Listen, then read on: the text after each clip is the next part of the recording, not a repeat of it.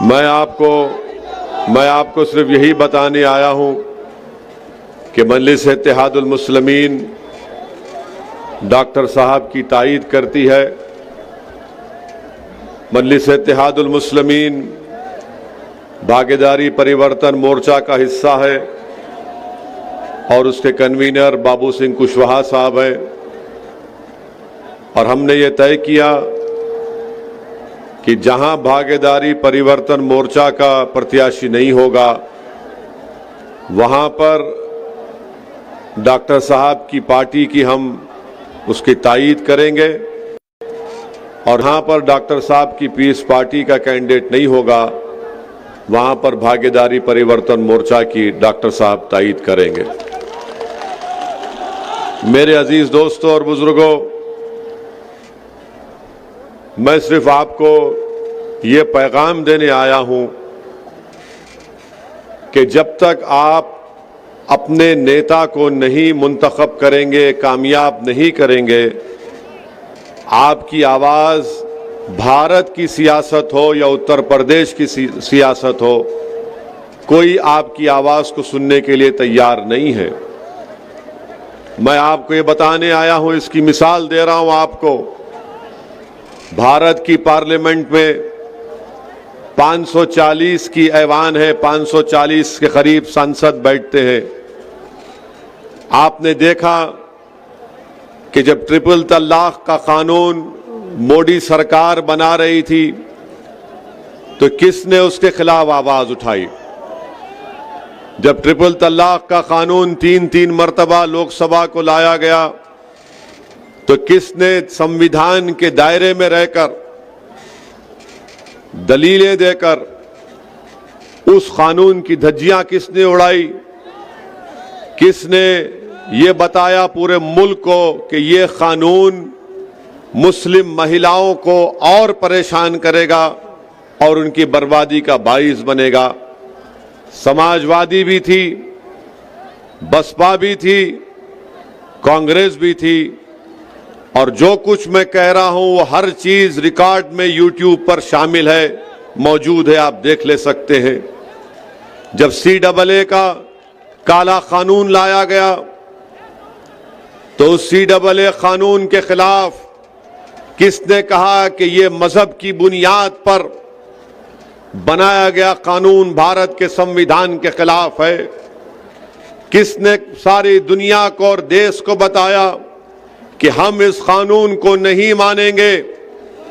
और किसने पूरे देश के उन गयूर नौजवानों को भारत की संसद से एक पैगाम दिया कि जिस तरह महात्मा गांधी ने उस वक्त के सफेद फाम हुकूमत के काले कानून को फाड़ दिया था, उसी तरह सऊद्दीन ओवैसी ने CAA के कानून को पार्लियामेंट में फाड़ कर कह दिया कि हम इसको नहीं मानते हैं।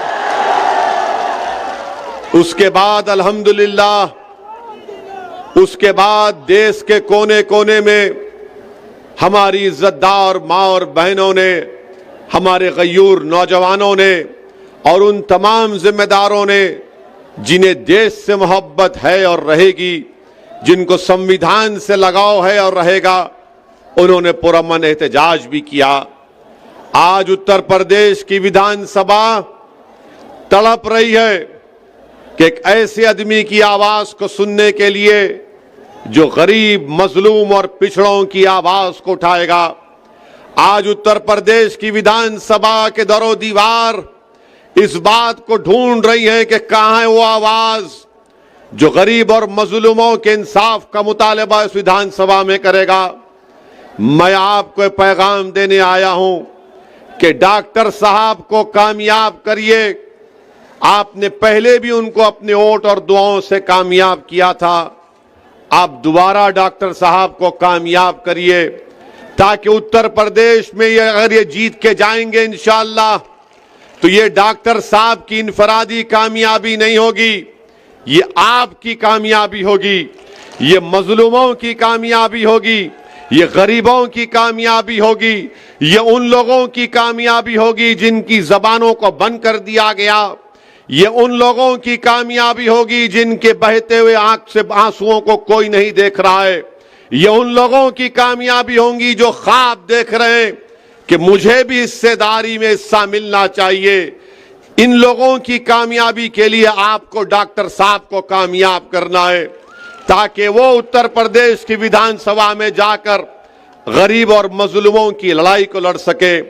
आज उत्तर प्रदेश की विधानसभा में कई लोग तो जीत कर चले जाते हैं, सपा के नाम पर, बसपा के नाम पर, कौम के नाम पर, मगर जब कौम की बात आती है तो गूंगे, अंधे और बहरे बन जाते हैं।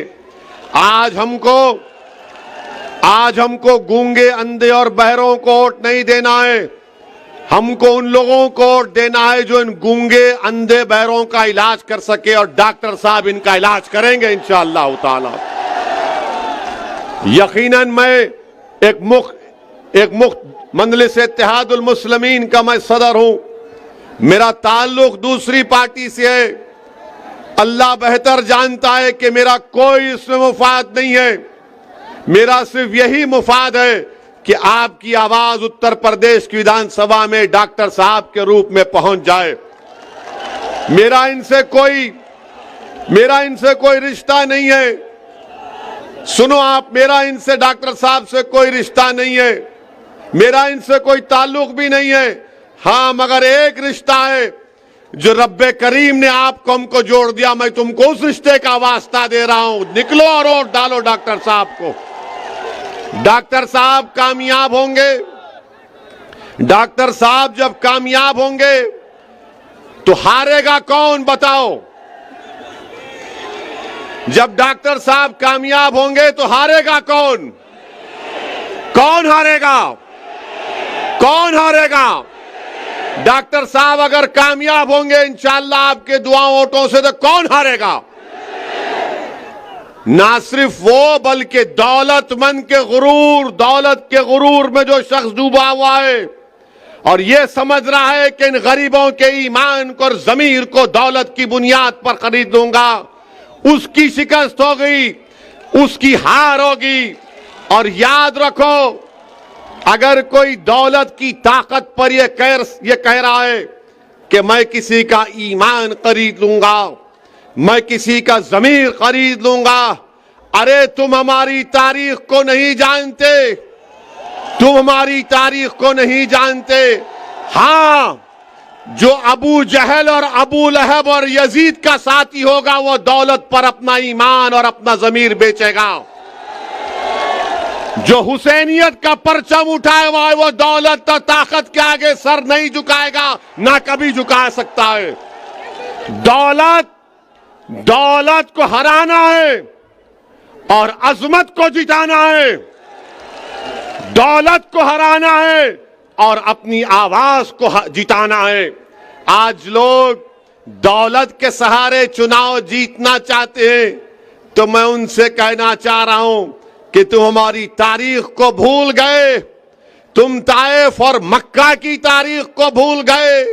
अरे हम उनके नाम लेवा हैं जिन्होंने कहा था कि एक हाथ में चांद और सूरज को भी दे दो तब भी हम राय हक से मुंह मोड़ने वाले नहीं हैं। ये हक की लड़ाई है, याद रखो। डॉक्टर अय्यूब की लड़ाई और ओवैसी यहां पर आया है तो हक को कामयाब करने के लिए आया है, हक को गालिब करने के लिए आया है और बातिल ताकतों को शिकस्त दिलवाने के लिए आया है। तो आप दौलत को कामयाब करेंगे या अपनी आवाज को कामयाब करेंगे? आप दौलत को कामयाब करेंगे या अपनी इज्जत को कामयाब करेंगे? आप दौलत को कामयाब करेंगे या जमीर की बुनियाद पर डॉक्टर साहब को वोट देंगे? किसकी बुनियाद पर वोट देंगे? ये लोग आज पैसों के थैलियां लेकर आ रहे हैं, 2 साल पहले नजर नहीं आए जब CAA NPR का एहतजाज चल रहा था? अगर इतनी दौलत तुम्हारे पास है तो कहां की वो दौलत? तुमने कितने स्कूल, अस्पताल, तुमने कितने गांव में बिजली का इंतजाम किया जो डॉक्टर साहब जब विधायक थे उन्होंने ये काम करवाया था। डॉक्टर साहब 2017 में नहीं जीते मगर वो हमेशा आपके दरमियान में रहे, वो हमेशा आपकी गम में, आपकी खुशी में शामिल रहे। मेरे अजीज दोस्तों और बुजुर्गों, एक पूरी मंसूबाबंद तरीके से साजिश की जा रही है कि जहां कहीं भी आवाज उठेगी सच्चाई की, मजलूमों के इंसाफ की, जालिमों को हराने की, तो तमाम दुश्मन एक होकर ये कोशिश कर रहे हैं कि हक की आवाज को दबा दो, क्योंकि इनको मालूम उत्तर प्रदेश की 400 की विधानसभा में अगर एक डॉक्टर अय्यूब पहुंच गया तो इन सब की नींदें हराम हो जाएगी। इसीलिए इनकी हराम की दौलत को इस्तेमाल किया जा रहा है ताकि आपकी आवाजों को दबा दिया जाए। अरे डॉक्टर अय्यूब की जिंदगी आपके सामने कोई अहमियत नहीं रखती। हम सब इस दुनिया में आए हैं तो जाएंगे, मगर याद रखो कौन तुम्हारे लिए लड़ेगा, कौन तुम्हारी नाइंसाफी के खिलाफ आवाज बुलंद करेगा, कौन तुम्हारी हक को जताने के लिए सारी दुनिया के सामने कहेगा उत्तर प्रदेश की विधानसभा में कि खलीलाबाद की जनता हो, पूर्वांचल की जनता हो, उत्तर प्रदेश की जनता हो, मैं इन पर जुल्म को बर्दाश्त नहीं करूंगा। बताओ कौन तुम्हारी आवाज उठाएगा? असदुद्दीन अवैसी इसी बात को समझते हुए, महसूस करते हुए मैं आपके दरमियान में आया हूं और मैंने डॉक्टर साहब से कहा, डॉक्टर साहब अगर जिंदगी बाकी रही तो इंशाअल्लाह ताला 24 में भी हम सबकी नींद हराम करेंगे इंशाअल्लाह। तो जो दुश्मन दौलत लेकर आ रहा है प्यारे, थोड़ी बचा के रख, 24 में फिर आएंगे हम। कहीं ऐसा ना हो कि डॉक्टर की मोहब्बत में तू खुद तेरी दौलत खत्म हो जाएगी, मगर 24 में हम आएंगे। मेरे पास भी कोई दौलत नहीं है, मेरे पास भी कुछ दौलत नहीं है। लोग बोलते हो इसी के पास क्या है? मेरे पास ईमान की दौलत है और वही मेरे लिए काफी है। मेरा ज़मीर जिंदा है, मेरा ज़मीर जिंदा है और इंशाअल्लाह जिंदा रहेगा। मुझ पर गोलियां इसलिए चलाई गई ताकि मेरी आवाज को खत्म कर दिया जाए, क्योंकि जब देख लिए कि ये ताकत से डरने वाला नहीं है, जब देख लिए कि इख्तिदार से डरने वाला नहीं है, जब देख लिए कि दौलत इसको खरीद नहीं पाएगी, तो उन्होंने सोचा कि चलो गोलियों से इसको खत्म कर देंगे। अरे तुम गोलियां जितने चलाना है चलाओ, मगर याद रखो ओवैसी इस दुनिया में उस वक्त तक रहेगा जब तक अल्लाह चाहेगा, मगर जब तक अल्लाह मुझे जिंदा रखेगा, मैं आपके दरमियान में खड़े होकर दोबारा अज़म कर रहा हूं, अहद कर रहा हूं कि जालिम गोलियां चलाएगा, कुछ भी करेगा, मगर मैं आपकी आवाज को उठाता रहूंगा, लड़ता रहूंगा।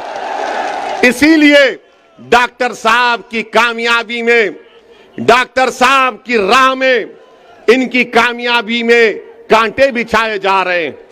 डॉक्टर अय्यूब की कामयाबी में कांटे भिजाए जा रहे हैं। और याद रखो, मेरे सवाल का जवाब दो आप, अगर पैर में कीला चुभ जाता है या कांटा चुभ जाता है तो कौन निकालता है पैर से कांटे को? कौन निकालेगा? आपको निकालना पड़ेगा ना। अगर आपके हाथ में कांटा या कीला चुभेगा तो आप क्या करेंगे? आप बोलेंगे इधरा जरा निकाल मेरा? नहीं बोलेंगे ना, डॉक्टर को बुलाना पड़ेगा ना इलाज के लिए। अगर आप ये समझेंगे नहीं वो बसपा है, वो सपा है, याद रखो ये आपने कहानी हमने बचपने में पढ़ी थी कि एक सांप के दो चेहरे होते, ये वही है ये लोग। एक था विधायक बीजेपी का, और आप जानते हैं कि शाही कला मदरसे के बारे में इन्होंने क्या किया था। बीजेपी में थे तो अखिलेश यादव ने कहा कि आजा मेरे पास एक वॉशिंग मशीन है, तुझे उसमें डालूंगा तो तू सेक्युलर हो जाएगा। वहां पर दौड़े और उनको टिकट दे दिया गया। बीजेपी ने किसी और को लाया है और बसपा ने किसी और को लाया है। याद रखो मेरी इस बात को नुकसान हमको गैरों से ज्यादा अपनों से पहुंचा है। नुकसान हमको गैरों से ज्यादा अपनों से पहुंचा है। करबला की सरजमीन पर नवासे रसूल पर तलवार उठाने वाले कौन थे? टीपू सुल्तान से गद्दारी करने वाले कौन थे? आज फिर आ गए हैं कि डॉक्टर अय्यूब को रोका जाए। पहचानो इन गद्दारों को, पहचानो इन मुनाफिकीन को जो आपको तोड़ना चाहते हैं, जो आपकी आवाज को दबाना चाहते हैं। अगर डॉक्टर अय्यूब से किसी को शिकायत है, हो सकता है कि अकबर जानिब हो। डॉक्टर अय्यूब से किसी को शिकायत है तो मैं आज हाथ जोड़कर भीख मांगता हूं, माफ कर दो डॉक्टर अय्यूब को, माफ कर दो। डॉक्टर अय्यूब की अहमियत नहीं है, हमारी जिंदगियों की अहमियत नहीं है, जनता की अहमियत है, आपकी आवाज की अहमियत है। खलीलाबाद की जनता की आवाज अगर उत्तर प्रदेश के विधानसभा में गूंजेगी तो क्या सपा वाले उठाएंगे या बसपा वाले उठाएंगे? जो अभी तक विधायक नहीं बना बसपा वाला, मगर अहंकार में कह रहा है कि दौलत मेरे पास है। ये आपको फैसला करना है कि आप अपनी आवाज को कामयाब करेंगे या दौलत को कामयाब करेंगे। आज डॉक्टर अय्यूब का रिकॉर्ड आपके सामने है। यकीनन हम मुख्तलिफ सियासी पार्टी के हैं, मगर मैं फिर से दोहरा रहा हूं, क्या चीज है जो मुझे यहां पर लाई? दौलत नहीं लेकर आई, मेरा सियासी मफाद नहीं लेकर आया। मैं देख रहा हूं कि उत्तर प्रदेश में 22 बच्चों को CAA NPR NRC में गोली मारकर उनका कत्ल कर दिया गया। मैं देख रहा हूं, आप देख रहे हैं कि जेलों में डाल दिया गया। मैं देख रहा हूं कि एनकाउंटर के नाम पर किसको निशाना बनाया गया। हम देख रहे हैं कि वो बच्चा काशगंज का पुलिस स्टेशन में उसको मार दिया गया। हम देख रहे हैं कि कानपुर में 80 साल बूढ़े को दाढ़ी को खींचा गया, उसके मुंह पर पेशाब कर दिया गया। अरे जब तमाम दुश्मन एक हो गए तो क्या ओवैसी और डॉक्टर अय्यूब एक नहीं हो सकते? होना भी चाहिए, होना भी चाहिए, वक्त का तकाजा है। आप अल्लाह से दुआ करिए कि अल्लाह हमारे दिलों को और मिला दे। आप खूब दुआ करिए कि परवरदिगार तेरे गुनाहगार बंदे हैं, इनके दिलों को मिला दे और हमको मिला दे और हमारे जमीर को दौलत पर गालिब कर दे। ये लोग आज ये समझ रहे हैं कि दौलत के नाम पर बिक जाएंगे। अरे दौलत के नाम पर अगर बिकते तो ताइफ करबला की तारीख सामने नहीं आती। इख्तिदार के सामने अगर झुक जाते तो फिर आज यहां तक नहीं पहुंचते। मेरे अजीज दोस्तों और बुजुर्गों, हिम्मत और हौसले को बुलंद रखिए। नामसाइब हालात जरूर हैं, मगर अपनी उम्मीद को बरकरार रखिए। याद रखिए, वही लोग कामयाब होते हैं, वही कौम कामयाब होती है जो तूफानों में चिराग जलाने का हुनर सीख जाती है। तो आपको इन बातिल ताकतों के तूफानों में चिराग को जलाना है। तो कोई दौलत के नाम पर आपको दबाना चाहता है, मैं आपसे अपील कर रहा हूं कि आपके एक चाहने वाले को पहचानिए, आपके हमदर्द को समझिए। डॉक्टर अय्यूब आपके हमदर्द हैं। एक सवाल का जवाब दो, अगर कल कोई दूसरी पार्टी का विधायक जीत गया और अगर डॉक्टर अय्यूब भी तुम्हारे सामने विधायक होंगे, तुम किसके पास जाकर कहोगे डॉक्टर मेरा काम करेगा नहीं करेगा? किसको बोल सकोगे? तुम बसपा के या बीजेपी के विधायक को बोल सकोगे? वहां पर हाथ जोड़कर जाना पड़ेगा, विधायक जी, विधायक जी, डर डर कर जाना पड़ेगा। सांस लेने की इजाजत भी नहीं होगी। मगर डॉक्टर अय्यूब कामयाब होंगे तो दूर से कहेगा अस्सलाम वालेकुम, ये डॉक्टर साहब किधर, दिखाई नहीं दे रहे, आएंगे नहीं क्या गांव को?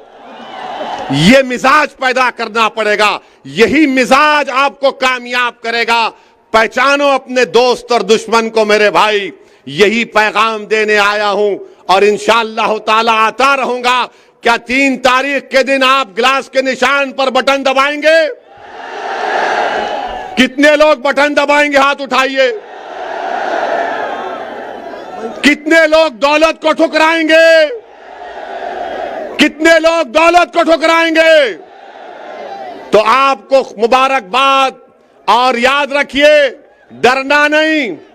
जब डरेंगे तो क्या उस बच्ची ने क्या नारा लगाया था?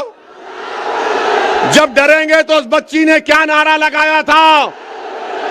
उस बच्ची ने क्या पैगाम दिया? एक बच्ची ने इख्तिदार के सामने कह दिया, नहीं डरेंगे, नहीं खरीद सकते हमको। तो लगाओ नारा झूम के, पुकार के। अस्सलाम वालेकुम व रहमतुल्लाहि व बरकातुहू। भारत माता की, इंकलाब, आम आदमी।